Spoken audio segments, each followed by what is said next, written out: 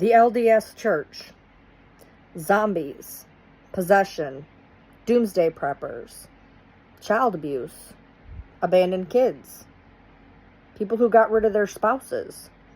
They were God's called and chosen, cult leaders, and their kids were demons. What has all these things in common? Lori Vallow and Ruby Franke. If you watch either of their documentaries on Hulu, which is A Devil in the Family for Ruby and Sins of Our Mother for Lori, you will see that they have all of these things in common, which is wild to me that some people are catching on to it. I started noticing episode 2 of Devil in the Family. The first episode of Devil in the Family it kind of laid the groundwork, and I didn't really understand why I was watching it, to be honest. But right about episode 2, when we started seeing Jody's possession, I started realizing there was a lot of crossover between the two. The fact that they were both in the LDS church right there drives it home, okay? But both of them thought that their children were zombies and demons. And both were punishing their children for being zombies and demons and running them ragged physically, and with Ruby's, she had duct taped and put honey pepper in wounds and made him run on a trampoline and run out in the desert. And in my opinion, with Ruby and Lori, the only difference is if Ruby's son hadn't escaped, he was already emaciated to the point that his bones were sticking out. And if he had not escaped, I do believe that more than likely this would have been an absolute repeat. Now, I don't think that Ruby would have went to the extent that Lori did. I mean, Lori's children were brutally, their lives were taken. Just brutally. When you talk about dismembering and fire pits and everything. But Lori was going to allow her child to literally starve to death.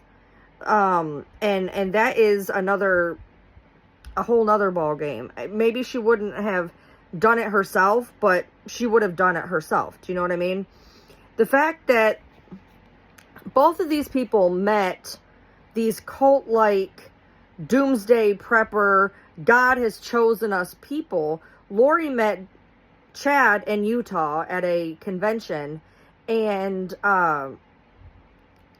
Ruby met Jody as this therapist, psychologist that she really wasn't. Her license had been revoked.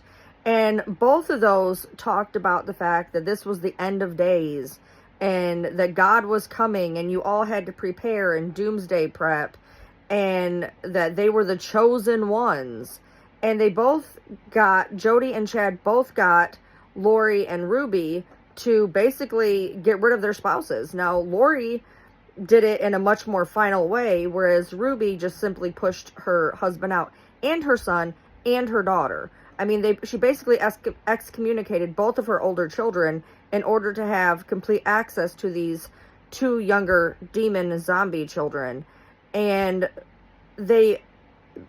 Chad and Jody both swooped in and took the place. Now, there is, especially the older daughter, Sherry, of Ruby's older daughter, seems to think that Ruby and Jody were in some type of a relationship, which would not shock me considering if you watch the videos, you can see that there's more than just friendship or sisterhood going on. And the fact that Jody moved into the house and into the bedroom, and the husband was made to be in a different bedroom, and there was candles and massage oil in Ruby's bedroom, should tell you that this was more than just a friendship.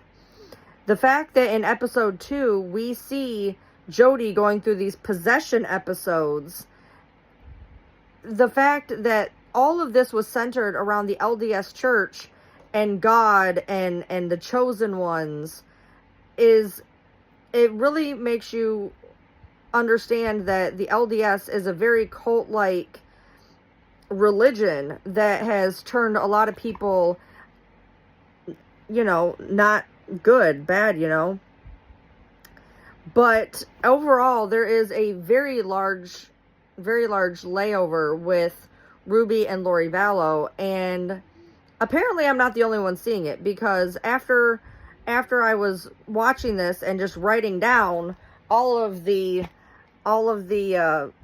things that were in common, apparently this is something that has been talked about on the internet for the past X amount of however long. But if you sit down and you watch these two documentaries, you'll see and watch in real time about how close these two cases truly are. And so I suggest you watch them. Again, it was Devil in the Family for Ruby and Sins of Our Mother for Lori, and you can find them both on Hulu, and you can decide for yourself if these stories really are that similar. But again, I would say they are absolutely one and the same.